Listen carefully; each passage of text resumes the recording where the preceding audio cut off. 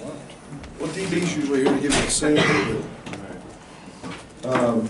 Glad to be going home with a win. I thought Minnesota played great. They had 2 consecutive games, I think, shooting over 50%. It's a really talented offensive team, Minnesota is. And I thought we got off to a great start. You know, if you use the word trap game, this was probably one.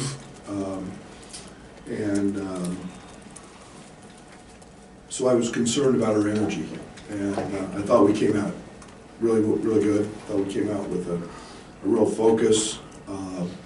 We had a little 2-3 minute lull. I didn't like it. I think we took 5 threes in a row, or 5 tough ones in a row. But we're going home with a win and on to the next. And that's, you know, I thought I was really excited for RJ. I told him before the game, rebound. And he did that. And then it's pretty cool when you coach basketball at a place and 15,000 have seen a young man struggle. And when that 3 went in and the eruption that happened, it's pretty cool, man. That's people dialed into our program and the struggles of a young guy. But I'm going to tell you, and it's all about a hug. It's all about the hug. And you know, we can believe in him as coaches and tell him we believe in him, and that doesn't end the struggle. But that play Matt Meyer made at the end of the game at Indiana, I stood up and screamed overtime. And when he missed it, Matt Meyer gave that kid a hug, a teammate, and that's belief. That's when you know your teammates believe you. And so I'm really happy for that. I made sure I mentioned that to our team after tonight after the game. And then it's nice to see Jaden Epps get going again from 3. We know he's a good shooter. He makes them all the time, and I think his most 3s in Syracuse. So, you know, fought some foul trouble early. Matt was Matt, and he's turning into one of the better players in the country. So, yeah, we gotta have that from him every night. Yeah. Coach, could you share a little bit more about what you've told RJ during what turned out to be a pretty lengthy shooting slump? What was kind of your approach with him, and what did you talk to him about? Yeah, I mean, it's a hard thing to handle because it's talk usually means nothing. Talk's pretty cheap, and you can tell him you believe, and you can tell him to keep shooting, and you got to find it, and you got to find your way. And you know, all we can do as a coaching staff is be really supportive. I did everything. I ripped his butt. I loved him. I hugged him. He got in the gym. We shot. You know, it's and yet you've got to get through it. And anybody who's been a shooter knows sometimes it's hard. And you know, but you always persevere when you're a good human being, and he is, and you work, and he's done that. And you know. I've never lost belief in him at all. That's why he's played. And I mean, I played him 31 minutes a game and went over 9. And I've never lost belief in him, and I don't believe in that. And but for his teammates to do that's pretty special. Right. Brad, can you talk to us about how Jaden's ability for teams to not be able to go under the screens add a dynamic to the offense? Yeah, and that's what Minnesota does. Minnesota's deal is, you know, they try to stay out of rotation at all costs. And so they go under ball screens, and you got to make them. And you know, in the first game, we got downhill a lot against them. We got in the paint off our 2-man game and spread, and really hurt them. And you know, they went under him tonight, and Jaden's pretty good at doing that. That's what he does. And you know, he's got a little hesitation move, and then he gets downhill and gets a layup. And you know, Jaden's a really good player, and it's nice to see him find that again. Brad, of course, you want Terrence out there. Was there anything you gained in the last 2 games with him out and forcing others into different roles? Yeah, I mean, I think you always gain something from your one of your best players being out. You gain. I mean, Ola Joseph is a way better player than he was the first time we played him. Henley's a way better player than he was the first time we played him because they gained experience and they've done some things. And you know, I hope we're not without him for an elongated period. But we'll see what that next day. I mean, it's a day to day, but I think, you know, getting guys minutes and Luke and you know, hard game for Luke because they don't help much. And you know, yeah, we're going to see one on Thursday that helps a lot, so he's going to need to make shots. And you know, we got time minutes, and it's good to see RJ now break out of it. So I think those are some of the positives, and you know, that's part of having a good team is you suck it up when your dudes is down. Andy? In the last couple of games, Madsen would get downhill and be aggressive offensively. When he's aggressive and gets to the cup and gets in those mid post ups, how much does that add to you guys offensively? A lot. Yeah, and Matt's really comfortable because he knows he's got an unbelievable isolation game, and he knows that he can get a shot on any, you know, like, you know, it's crazy. He wanted an isolation with Trace, you know, on Saturday. That's all he wanted. Just put Trace in a ball screen and let him switch, and you know, that's him. And he knows he can get that shot off. And when you add that diversity, running him into some post-ups, he's big, he's strong, you know, deceptively strong, and then he's really crafty. And he's got great touch in there. So, yeah, it's something we've been working on a lot and doing the same thing with Ty Rogers. Yeah.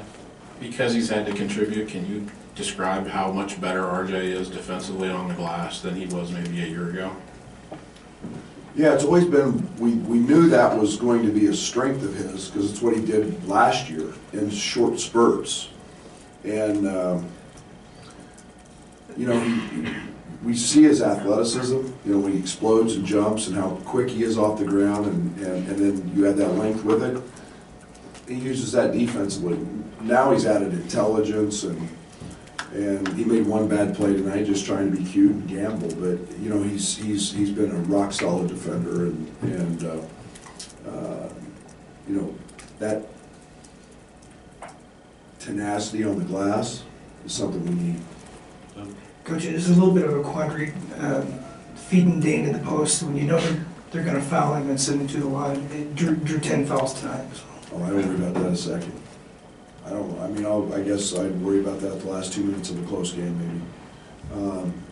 He's, you know, he missed a few, but I think he's been making a pretty decent clip here in the last 3 or 4 games, so I don't worry about that. Dane's a gamer. You know, take that hard fall and step up there and make 2.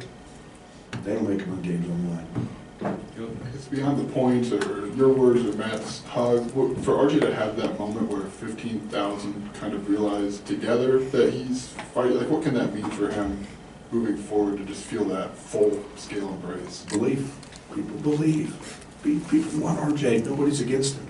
You know, sometimes you think the whole world's against you, and you know, that's where kids get destroyed by social media, destroyed by that nonsense, that venom that's out there, and you know, you start reading that stuff, and all of a sudden, you know, that feel good goes away pretty quick. And now just sitting there tonight and hear, you know, 15,000 plus cheering you on, knowing they got your back, man, that's all you need. Is we all need that. We all want to be, you know, have those moments where we've got people behind us, people helping us, and that's pretty cool. That means a lot. It means a lot to me. Brad, we know how important guard play is in March, so to have Jaden have this kind of game, snap out of that slump, like, how do you feel about him going into Great. stretch run? Great. You know, I thought he got timid in the first half. I don't ever want to see Jaden Epps like that. That's what I talked about at halftime. I said, just play, be you. And you know, he sometimes tries to run offense, and he sometimes play. You know, I call it the parking brake. He plays with the parking brake on. He's as fast as anybody in the world. Just go and use your instincts. And You know, it's a fine line. I get it. You know, he's a freshman. He's still doing that, but we're in a good place because, you know, Terrence, Ty, Coleman, Matt, all can do it. They can all play in ball screens. They can all play and they can all pass it. They can all do different things. So we can play him off the ball some as well. And so I'm feeling, and I'm so happy for him to make shots tonight. That's huge.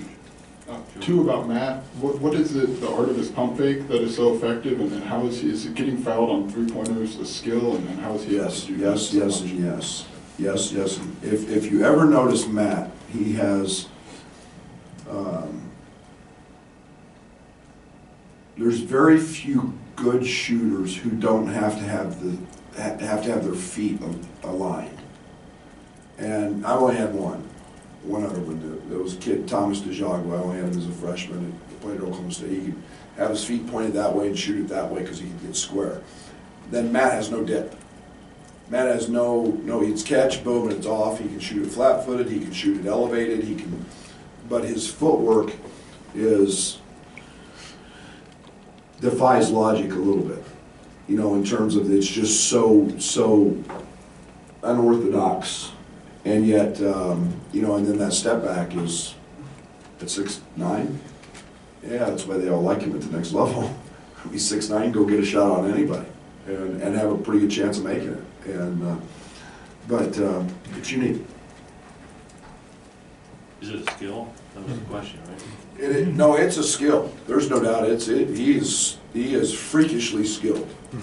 I mean, to think that he can handle the ball, to think that he can pass it, and then to, you know, make a catch and shoot. I mean, he's going to make that almost every time.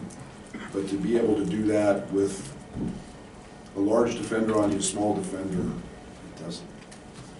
Anything else? I think it's like 8 or 9 straight games he's been foul shooting the three. Like, have you been a Well, part of a run like that? No, I mean, he gets people off balance, and people get up and try to contest him, and you know, emphasis on the rule that you got to let him land.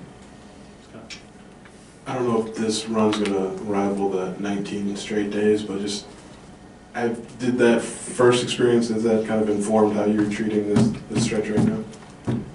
Yeah, it's been one of my main thoughts all day, is what to do tomorrow.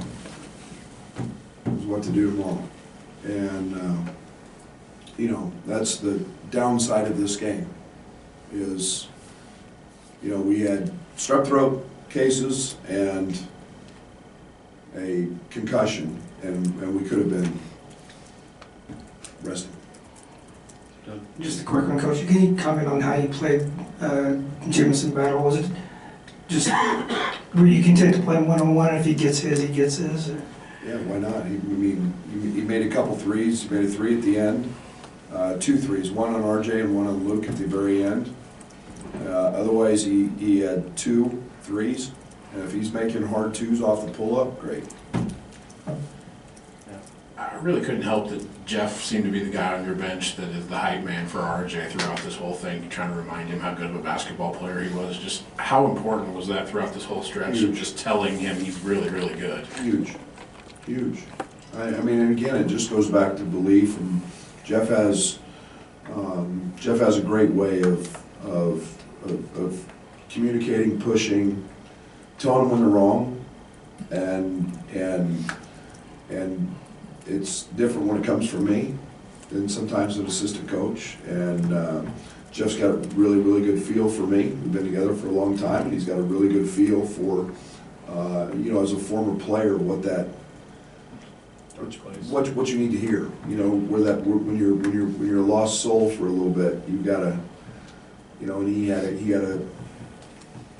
you know, he's psychology 101. He's got his master's in it, or, you know, not literally, but Jeff wasn't near that good a student. You can print that too. His parents will love that. You just haven't asked since he's been back. Is Luke on any minute restriction, or is he full go? He's full go. Okay. Luke is full go. And